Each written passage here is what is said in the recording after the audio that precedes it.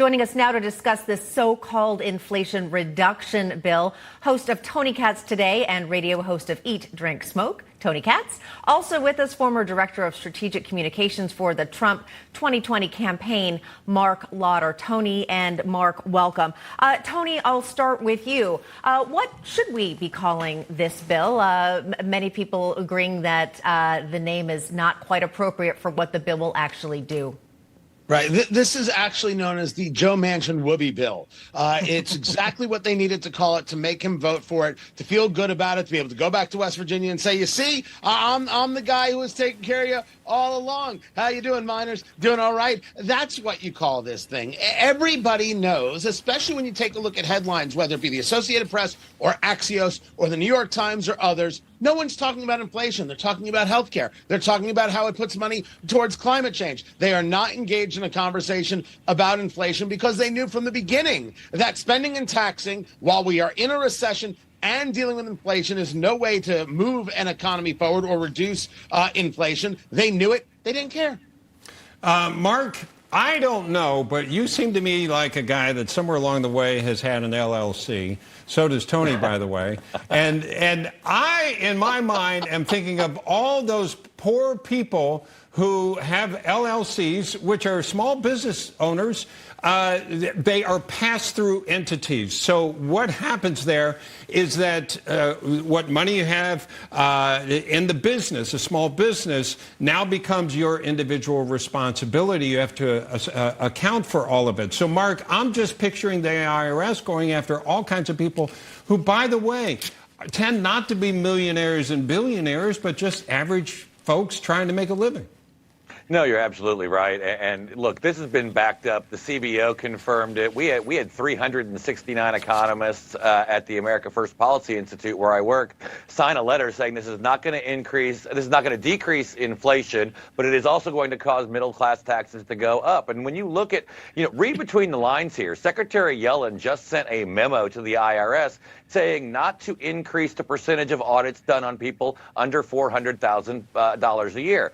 Well, guess what? They're doubling the size of the audit force, doubling the size of the audits. You can keep the same percentage and double the number of audits that are being done on people under $400,000 a year. This is not simple. This is not complicated math. Yeah, people are going to be hurt. And Tony, of course, we're waiting for President Biden to sign this bill into law. But today, his very own White House chief economist still can't promise that this bill will reduce inflation despite the name. Take a listen. The Congressional Budget Office, the nonpartisan kind of scoring organization for legislation, says that the bill would have negligible impact on inflation this year and next. Are you personally comfortable as an economist calling it the Inflation Reduction Act? So this bill represents really important investments we know we need to make that help to expand our economic capacity. I didn't get a clear response there. Tony, did you hear something I didn't hear? Yes, it's the word investment. You'll hear it again and again and again, and I assume it's the kind of thing that makes Bob scream in his basement at night. Investment equals spending, but they like to engage the word manipulation. The idea that this is Orwellian, as Jonathan Karl mentioned to Corinne Jean-Pierre, which was an incredible line, it's very true. Investment is spending, but they want you to think that somehow it's different, it's better. The idea that government is investing is very peculiar to a lot of people, certainly not what we think of when we think of capitalism. It's what we think of when we think of government control and government care. So that's one of the lines that you hear from the administration time and again. It's actually a problem, not a benefit.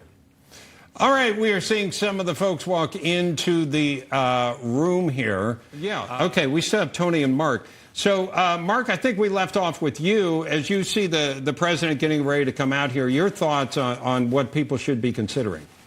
Well, I think you're going to hear him talk a lot about their giveaway programs, their various groups like you were referring to, and who they can buy off for the election. But they're not dealing with the elephant in the room. And that's not, well, it is a Republican elephant. That is inflation, gas prices, groceries. Those are the things that people want them talking about. This bill will do nothing to address those things.